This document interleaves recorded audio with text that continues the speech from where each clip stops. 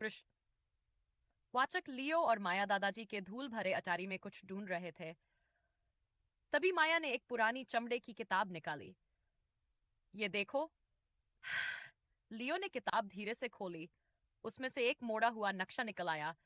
नक्शे में एक घना जंगल था और उसके बीचों बीच एक एक्स बना हुआ था। पुराने कागज की खोली। ये तो दादाजी की लिखावट है। माया ने नक्शे पर उंगलियां फिराईं। वो हमें एम्बरस्टोन नाम की खोई हुई नगरी की कहानियां सुनाते थे, और उस जादुई क्रिस्टल की जो प्रकृति का संतुलन बनाए रखता है। लेकिन किसी ने भी उसे कभी ढूंढा नहीं। हल्की जादुई घंटी। पृष्ठ। लियो। लियो। शायद हम ढूंढ सकते हैं। अगली सुबह उन्होंने बैग पैक किए, नाश्ता, कंपास और वो नक्शा, और निकल पड़े जंगल की ओर। अगर दादाजी एम्बरस्टोन को ढूंढ रहे थे तो शायद हम उन्हें भी ढूंढ लें। वो एक संकरे रास्ते पर चलने लगे जिस पर बेलें लटक रही थी। अजीब सी आवाजें जंगल में गूंज रही थी। अचानक चुटराक, लकड़ी का एक फंदा उनके पैरों के नीचे बंद हो गया। हम फंस गए।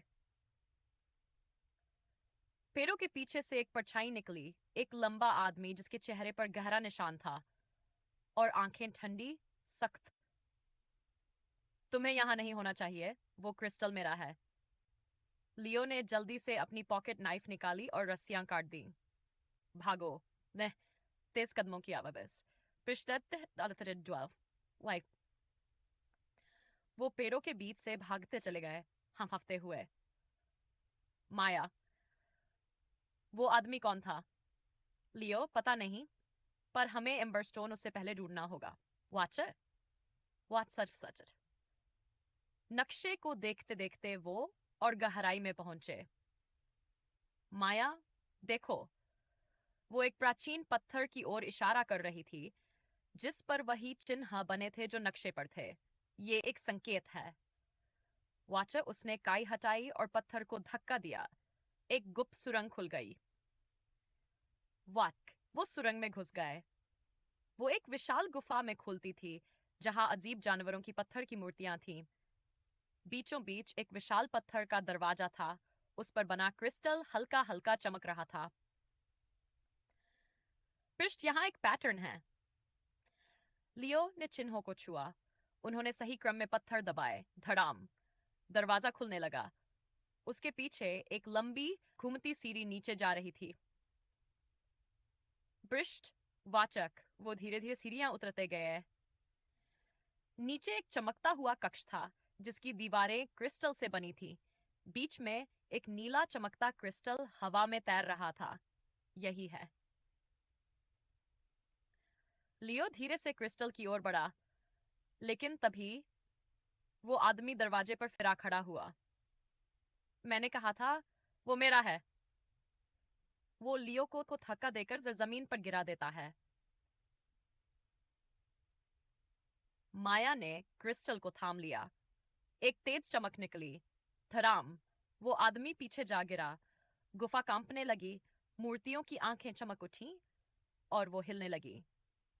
मूर्तियां उस आदमी को घेर लेती हैं। माया, तुमने संतुलन बिगाड़ा है। वो छूटने की कोशिश करता है लेकिन मूर्तियां पास आती जाती हैं। लियो, चलो माया, जल्दी। वो दौड़ते हुए गुफा से बाहर निकलने लगे। ऊपर से क्रिस्टल के टुकड़े गिरने लगे। लियो, नक्शा। लियो ने नक्शा निकाला। वो चमकने लगा और रास्ता दिखाने लगा। इस तरफ। वो तेजी से बाहर निकले और धूप में आ गए। गुफा उनके पीछे जा रही थी। ये अब भी गर्म है। अब ये सुरक्षित है। पृष्ठ। 30 सीक्वल की शुरुआत। वाचक। लियो ने नक्शा अपनी जेब में रख लिया। जैसे ही वो घर की ओर बढ़े, माया के हाथ में क्रिस्टल हल्के हल्के चमकने लगा। अचानक नक्शा फिर से चमकने लगा, लेकिन इस बार नए रास्ते और चिन्ह दिखाई दिए जो जंगल से भी आगे जाते थे। लायो, ये अंत नहीं था। लगता है हमारी कहानी अभी बाकी है। जादुई चमक, उम्मीद भरा संगीत। रिकॉर्डिंग टिप्स हिंदी संस की आवाज।